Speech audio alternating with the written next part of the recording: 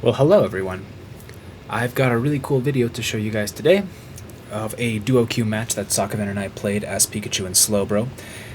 This was a really high level playing match in terms of skill as I remember it, but it's also a really good example of a very well executed game plan from a team that was falling really far behind, which is awesome. I always try and keep a message in mind when I show these videos. I haven't shown as much Slowbro gameplay as I would like. It's definitely one of my mains here. I was a little sluggish at charging that water gun.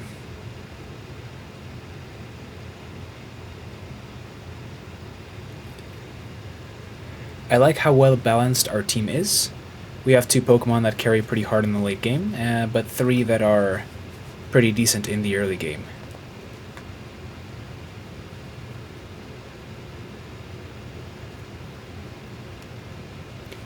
I remember that here, that Hoopa actually steals our farm. That little Bunnelby. Which kind of hurt. Get that one, of course. I do believe we secured the top in D. But this is one that I released the water gun way too early there. I can't remember if my finger just slipped or what happened. It just disappears. Hoopa can be really annoying in the early game. Doing our due diligence, trying to wait for these birds. Securing a few of them gets me Slowbro. And it looks like I secure all 3. I think we lose the middle one, but we kill Scizor. No, we don't kill Scizor. The one we kill is Hoopa. He overstays his welcome by a few seconds, but now that Sakaven has Electro Ball, the Electroweb Electro Ball plus Scald combo is just too much. Leads us to securing the middle in DD, which is awesome. I'd say we're winning now. I take a quick glance at the map at top lane. Combuskin just went home. Oh, so did Leafeon. We're losing pretty badly. It looks like we lost the gank war. There's a 3v3 up there.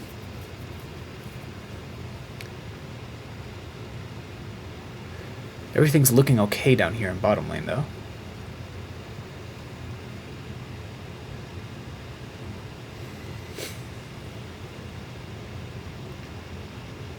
Now, one of the items I've really been liking on my Scaldbro is Cursed Incense for removing, cursing people, removing that ability to heal, at least as well as people are used to. But when I'm laning with Sakaven's Pikachu, since he has the Cursed Incense, I switch back to Buddy Barrier. I realized a little bit too late that I should have come in. Oh, I missed this Mewtwo by a second.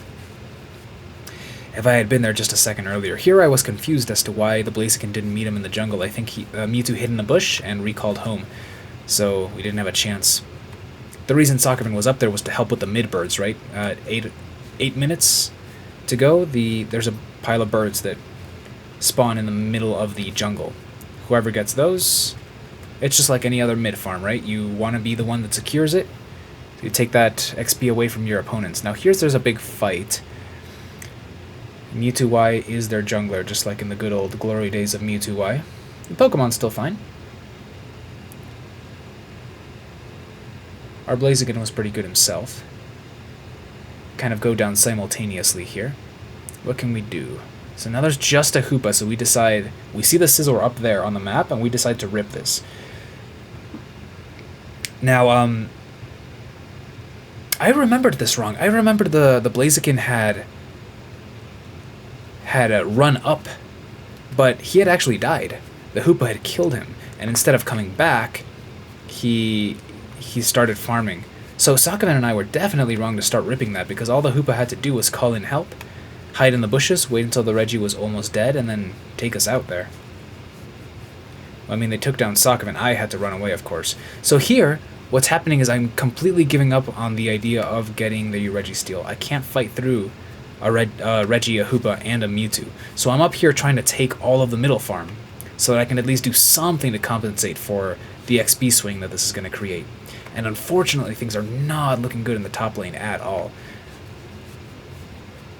got 3 Pokemon up there, and they're tearing us apart. They've broken our 2nd tier goal. That is pretty rare for before the 5-minute flat mark is reached. Here Sakaven's trying to apply some pressure to the Slowbro. He's almost dying, but he's pretty slippery, so this Ivysaur steps in the way. They push back the Slowbro. I'm still here trying to fight for the bottom lane, and I get popped here. A Blaziken and Pikachu are coming down. It's going to be a little late to stop the scores here, and that's fine. Ooh, looks like we were able to clean up that Hoopa.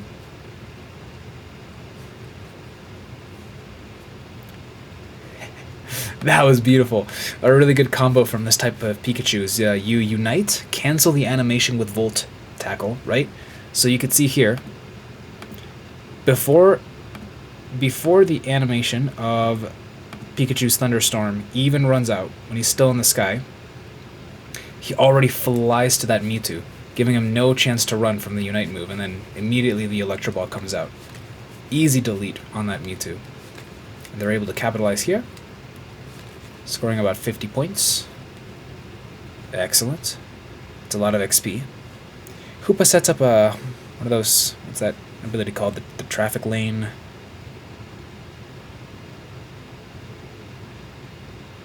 Sakaven gets caught out by that Sludge Bomb a little bit. He came over here to assassinate the Slowbro. It takes him a while to die. Luckily, Sakaven is able to dodge that Mewtwo Unite because he was at some low health. And here, Hoopa is easy to pick. Oh! Should have been easy to pick off. He united, but he had too little health to do anything meaningful with it. Scizor also unites here, but there's too many of us now. Oh no! Because Mewtwo's also here, and so is Slowbro! Oh man, I remember this. They just sent everything at our bottom goal. Everyone was just coming back down here. And I get killed, and here Sakaven sees all of them on the map. He has his Unite move. He says, let's see what this can do. Not really a lot. So now we're saying, uh-oh, we lost so many goals. We only have 1 left. Of course, this Leafeon, while all of that chaos was happening, was solo farming the Regieleki, which, you know, there's a lot to say about that. We could have used his help in the bottom lane, but also, if there's an opportunity, I guess go for the Regi, right? Now, before I talk about specifics, I want to point out the scores here. It's 94 against 307. They've got more than triple the amount of points scored that our team does. So it's going to be really interesting. Here is where you have to figure out exactly what your game plan is going to be. Because look at these levels. They have 3 Pokemon at level 12. We have 2 at level 9. Our highest level is level 10. This isn't looking too good. So what you do when you're behind, basically, what we're trying to practice is that whenever it's reasonable, you try and farm up as much as possible. You can take little losses, but what you absolutely cannot have happen is for the opponents to easily win Rayquaza. That is the final nail in the coffin. You cannot be losing and then lose Rayquaza and somehow pull the game back, right? So how do you ensure that you have the best fighting chance at Ray? You cannot keep falling back in levels, right? Now, when they broke our main goals, now the top one and the bottom one are gone, it spawns the little Indeedis on the side. You can see at the bottom of the map there, those little yellow dots, those are Indeedis. That's extra XP that you're getting so that you can catch back up.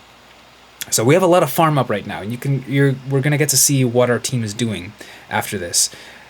As soon as we figure out what happens with this Regieleki, does the Leafeon get it? Yes, he does. His name is Vibratoes, not to be confused with Thundertoes. We have no affiliation with this Leafeon. Now, thanks to Hoopa, the entire enemy team is up there defending Regieleki. Now, the problem with Regieleki is that, yes, he gives you XP when you kill him, to the person that killed him, but it's not like the bottom Regis that give a blanket XP to the entire team. So it gives less experience.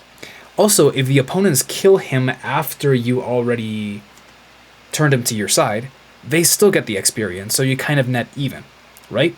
And if it never even crashes into the goal, then you really didn't get anything out of that, right? It was an XP trade, because you got XP for killing it, they got XP for killing it, and it didn't really help you score anything, which is what the value is. So that's the unfortunate part of the situation. But what is the silver lining in this? He is buying us time. If that Regieleki hadn't been ripped, we wouldn't be where we are right now, without feeling any pressure, right? Now, I think they have 2 farming the bottom Reggie. That's where the Venusaur and Scizor are. I cannot imagine any other reason they'd be down there. And the 5 of us, or the 4 of us, Leafeon's over there trying his best to push the Reggie, but not realizing that there's no hope. But while all that is happening, the enemy team is distracted with all of the Regieleki. All that farm that was up, all of the jungle farm, all of the side farm, the birds that just popped up in lane, we are cleaning up all of this. Sakaven and I are in communication, and we're saying, okay, this is looking dire, but we have to play to our outs. And our outs are, you have to show up to that Rayquaza fight at the 2-minute mark at a decent level. If you show up under-leveled, we're going to get steamrolled just like we've been getting steamrolled the entire game, right? So here I get laser focused. I don't realize there's an intense fight going on in the top lane between Venusaur and Slowbro. So once the Mewtwo shows his face there, Venusaur starts retreating. He can't win a 1v2, but now I show up. The opponents start retreating, and we were about to go chase him, but hey, lane birds. We want that experience, right? We can take small losses here. We cannot take a loss at the Rayquaza fight, so we need those levels. Here I slow beam. I didn't mean to catch the Slowbro. I was just trying to use that Unite move before it became too late. Using it at the 3-minute mark means I won't have it back up by Ray. Slow beam has the exact same cooldown as Rebel Rouser currently. They're 112 seconds. So a minute later, 60 seconds, you're left with 52 seconds. Yeah, it's going to be a little while until I get that back. But that means I might have it near the end of the Rayquaza fight, right? That was not the most ideal place to use a Unite move. But, you know, it's one of the minor slip-ups that I made. I really wanted to win this fight. I felt under pressure. The Scizor unites too. I unfortunately go down here. They're carrying a lot of points. Pikachu and Leafeon are farming in there. Oh, this is where, that's right, the opponents start feeling overconfident and they start pushing into our jungle. Now, can they beat any of us in a 1v1? As a Venusaur and Mewtwo, I think they can. At least that Leafeon and Pikachu. And here the Mewtwo gets a little close to our lane and I think we see him. Yeah, the Venusaur jumps straight into the jungle, but it looks like he saw the Slowbro. It almost looks like Mewtwo was hidden in a bush. And now he'll show himself. And uh-oh, just like a minute ago, this Venusaur is caught between a Slowbro and a Mewtwo. Let's see if we come to help him. I'm distracted with the side farm over there. Ooh. So he dies there. Sakaven, who was coming in to help, realizes that's not a situation I can win. So he goes back to defend his goal. Slowbro pushes all the way to our home base. Leafeon gets killed in the bottom lane. I think he must have been after some farm or something. The Mewtwo's looking for somewhere to dump these 50 points. Oh, he was going for bottom lane. Now here, Sakaven almost lost him, but luckily, with the help of the jump pad, I got back up here, and I throw in a Scald, which not only hurts him, but it also slows him, and we're able to pop that Mewtwo right as the Rayquaza comes up. See, originally I was going for that Slowbro, because you gotta think, I mean, the audacity of this Slowbro to go and try and score in our home goal and get away with it. But, hey, there was another video I made about getting caught out, accidentally chasing the defender while the entire rest of the enemy team rips the Rayquaza and just steals the game out from under us. So I figured that that's what they might be doing right now. So I said, okay, the Slowbro doesn't matter. We took out one of their damage carries, the Mewtwo, but they still have a lot of rip on that team with the Venusaur and the Scizor, so they might be ripping Rayquaza. We get up here, and we realize, no, they're not really ripping it. Now here, I don't know what was going on with this Hoopa. The Hoopa has no Unite move. In fact, none of our opponents have their Unite moves. We kind of don't either. So, well, Sakaven, that's acceptable because he used it to help kill the Mewtwo just a little while ago, and that was important. The rest of us, a little bit of a shame on us for not having that at the most important moment of the game, but check out the levels. We're not that far behind. Sakaven's level 13. Our opponents have an average level of 13. We don't have anyone at 11. We're not doing too bad compared to what it looked like last time I was pointing out the levels, right? Last time the scores basically looked like they do now, 90-something against 300. Is this winnable? Yeah, I think so. If we create an opportunity where we wipe the entire team and take down the Rayquaza really, really quickly, potentially. But it doesn't look great here. Some things have already happened. We were able to kill the Mewtwo. Now the Blaziken, he was able to join the Venusaur, and together they were able to take down the enemy Slowbro. So now we've got one Pokemon dead, and the enemies have 2. That is huge. Second thing to go right for us. I don't know what this Hoopa was doing. Hoopa's a supporter. You're not the frontliner. So he poked his head out here and got caught out. If he had his Unite move, this would be totally fine, but he doesn't. So here we're going to try and take full advantage of that. Volt Tackle, Scald, Electro Ball.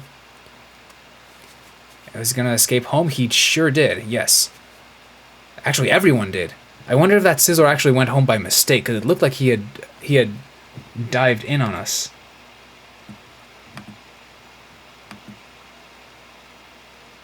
Where is he? Oh. Oh, the Scizor just died. Oh, wonderful. I hadn't even seen that happen. And we're able to take down... My goodness. We're able to take down the enemy team here. The Mewtwo's coming back, but at this point my Unite move is back, so I'm zoning here. I see that the Mewtwo doesn't even come quick enough. If he had, I had my Slow Beam ready, so that he couldn't interrupt our score. So here everyone is carrying 100. Basically 100, because now scores are doubled, right? So 50 is the max you can carry, you score 50, it turns into 100. So here everyone goes to their respective goal, except for me. I say they have so many goals open, the chances that either lane hits both goals right now, it didn't seem great. So I got nervous, and instead of going straight for the center one, I tried to go for the same one that the Leafeon was going to support, and I realized a little late, oh, we all just scored. We took advantage. This was me not paying good enough attention to the death timers on our opponents, thinking one lane at least has a clear shot to take out both goals right now. And it was actually the top lane, despite the Slowbro going to defend, that took down the goals faster. Because Slowbro jumped a little bit too far? I walked a little bit too far, the Leafeon snuck right past him. And so, by the time I made that mistake, my shield gets ripped right as I was about to score. So that was kind of tragic. Now, we're winning here. I don't know if I really wasn't able to calculate in my head. Oh, here's where I unleash my Slow Beam. You see my big Buddy Barrier shield on both of us against the Scizor here. Something really awkward happens here is that the Leafeon already scored his 100, so he wants to pick up more points. So he's starting to pick off the Indeedis, not really paying attention to what's happening here. And watch what happens when we don't have this Leafeon in the fight. Scizor's able to land too many bullet punches on us, and he's getting those heals back. And I have Buddy Barrier, I don't have Cursed Incense, so I'm not blocking his healing. Now the other enemies come back and they take out our Blaziken. And so now the Leafeon shows up, but it's too late. And I foolishly dive back in with him. Well, maybe, I mean, I am a Slowbro, who knows if I would have even gotten away from that Scizor. But the problem is, now there's only 3 of us left alive. Sakaven had a great idea to go home and just conserve our lead. If Leafeon, Blaziken, and I had pushed as 3, we could have taken down another enemy, or maybe even 2, right? But because we came in split, only 2 at a time, we all go down here. I go down, Leafeon goes down, and check this out. 5 enemies are alive, with points, most of them, and we have 1 Pikachu, and look at our death timers. We have over 20 seconds until any one of us comes back. So this is where the enemy team says, alright, we're gonna go. We've got to push, we've got a shot here. And there's just barely under 30 seconds left in the match. Still just 10 seconds to go before that Blaziken comes back. So Sakaven says, he tells me, I'm going to go float between both of the goals because I think it's going to be faster at this point. He's trying to do the best that he can to cover the ground to make sure no scores go in. Now here the Hoopa unites so that it can call everyone here. It's a good idea. They start to score. Here comes the Thunderstorm. Like the 5th time we've seen this Unite move because it comes back so quickly on a Pikachu. Boom! This time it actually chunks them. He's sending out everything here. Now we break his Rayquaza shield, which he still had, fully intact. Thank goodness, because he needs to survive. Every second is solid gold right here. We can't have them score. Slowbro did score 62. And then we get to the point where our enemies are alive, and Blaziken jumps in, interrupts the scores, and Venusaur jumps in. Now Sakaven dies, but his job is done. He did about as well as we could have hoped. Is that a score? No, that's how much energy they're carrying. Now, what did I just say the Slowbro had scored? 62. Yeah, it got him up to 402. So it wasn't enough. Only a single score got in, a score of 31. If that Mewtwo had dumped his 40, which would have turned into 80, even if that Hoopa had dumped his 15, that turned into... No, actually that wouldn't have won. Hoopa didn't get to score because he gets interrupted here by the Blaziken. And wow, we steal away the victory. So, I really like to rewind to this part of the game, where this entire zone where the score was 94 against 307, because it's just ridiculous. I mean, look at those goals. We have one goal here, and none of theirs have broken. They're all carrying 50. It was just an incredible sight to see the fact that we pulled this game back and made a mistake and almost lost it. And Sakaven had to pull out a clutch defense to keep us in it. But man, gotta think, when they give you time, like what we had right... Nope. Goodness, I lost track. Look at our jungle right now. Look at the sides. There's nothing there, right? The Ndidis have been wiped. The entire jungle has been cleared. We were diligent. We have to get that XP so that when we show up at this moment over here at the Ray fight, we have decent levels. Sakaven's level 13. He pulled it off. And that's one of the reasons that this fight went so well for us. Now you could say another one of the reasons is that the enemy here is completely overextended right as the Rayquaza is showing up. Maybe they just had different ideas, you know? Maybe the Slowbro really was zoning so that his team could start ripping the Rayquaza, and nobody else realized that that's what they should have been doing. Well, end of the day, we get here to the scores. Sakaven rightfully gets his little crown. I didn't end up scoring anything, that's really funny. It was my own darn fault for not heading straight to the center and then dipping. And of course, here are the damage numbers. Shout out to Algian on Blaziken for hitting some really good numbers. He was a very decent, respectable jungler as that Blaziken. Now people are starting to get a little bit used to him. You're starting to see some people putting up really good numbers with Blaziken. And hopefully we'll see more of my Slowbro in a little bit. It's always nice playing tanks, and Slowbro and Crustle are two of my absolute favorites. Anyway, hope you guys learned something. Really enjoying seeing the 127,000 damage taken by that enemy Slowbro. No.